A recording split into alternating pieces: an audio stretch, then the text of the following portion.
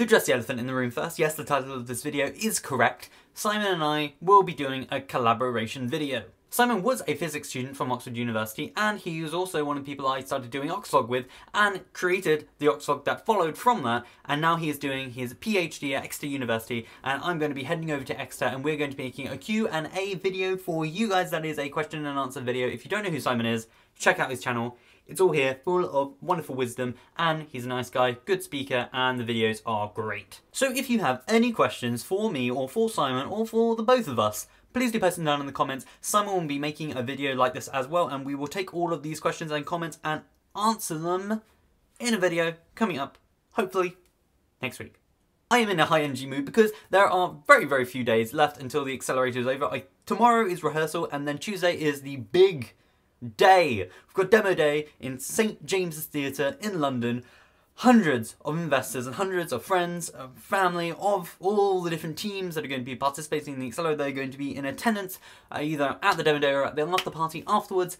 And because it's crunch time at the moment, I've been working this weekend remotely for a couple of the teams, and we've been rushing through to make sure everything gets done. That is, pitches are sorted, presentations are uploaded, all the admin is done, name badges are sorted, people actually have their assets that they need to network, like business cards and handouts and flyers, and that they're abiding by FCA regulation. That is, you aren't allowed to say certain particular things when you're raising money. For instance, you aren't allowed to say that you're actually raising money, and you aren't allowed to say how much, or you just have to say, hey, I want to talk to you, Mr. Investor, but I think we should carry on this conversation outside of these four walls. How about you get in touch with me?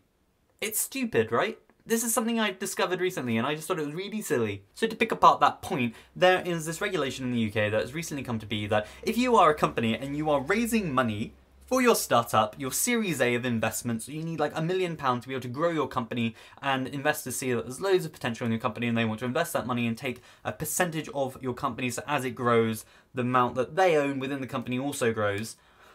You aren't allowed to announce at events like this in like these public spaces that, yeah, so I'd really like £1 million for about 15% of my company, which obviously implies your evaluation. Let's take 20%, it's easier. So if someone wants to raise £1 million for 20% of the company, that means that they're evaluating their company at £5 million because they are saying that £1 million worth of fundraising is worth 20%, thus you just times that by 5, you times that one by 5, thus you got the valuation. You aren't allowed to say these things. You also, if you're being very strict, you aren't allowed to hand out your business cards, because that is considered that the starting of the conversation for investment began at that event, because handing out your business cards clearly is a business proposition, a business action that you are engaging the other agent in. Someone went off on a tangent on my little route. Hopefully that was insightful for someone, but I'm going to go off on another tangent, which is I enrolled in CS50. I mentioned in a previous video that I wanted to do programming and I wanted to learn programming, and I'm playing with Code Academy, and then someone in the comments posted CS50, and I'd heard of CS50 before, but I never really looked into it properly. It is Harvard online course that they offer. So they take this introduction to computer science and the way in which you should approach solving problems and how computer science can help you solve those types of problems, just in the way that it promotes a form of thinking. And I checked it out, and I've now enrolled in their course. So by the end of this year, the 31st of December 2014, I will have to have submitted my 9 problem sheets and my final project, and I think one other thing. And it's great. I've been watching all the lectures online. I actually tweeted yesterday to Harvard saying how excellent I think this is. The quality of the lectures is fantastic. The resources are great. I really wish Oxford was doing something like this. Come on, guys. Hint, hint, catch up. And the guy who actually runs the course in the lectures, he tweeted me back and said he was happy. So, come on.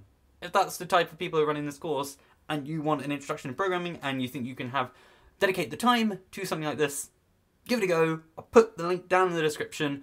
It's free if you join up as an affiliate. It's not an affiliate, an auditor. That's it. If you are an auditor, the certificate's slightly different, but it's still a qualification and whatnot from this, and it's a great introduction. I love the resources, and I will share with you whatever I make so you guys can play with it.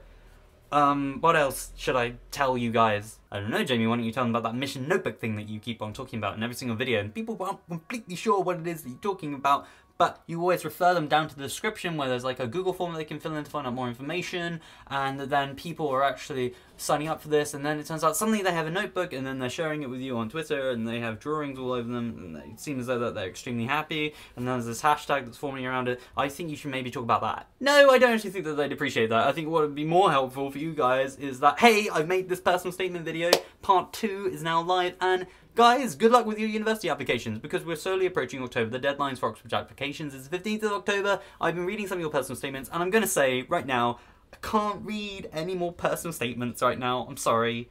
I've read through like 20-something, 27-ish personal statements thus far in between work, and I don't have the bandwidth anymore. I'm sorry, but there is a resource for you to be able to get in touch with other Oxford students who can help you out. It's called OxTweet. If you're new, which most of you are, because we, at this channel, hit 4,000 subscribers, so there are a couple of you that are new.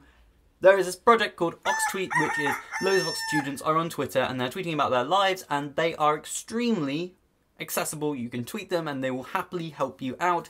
I will add a link down in the description to the full list of OxTweeters that are presently on project and operating live on Twitter. You know what I mean. So hopefully that will help you guys out.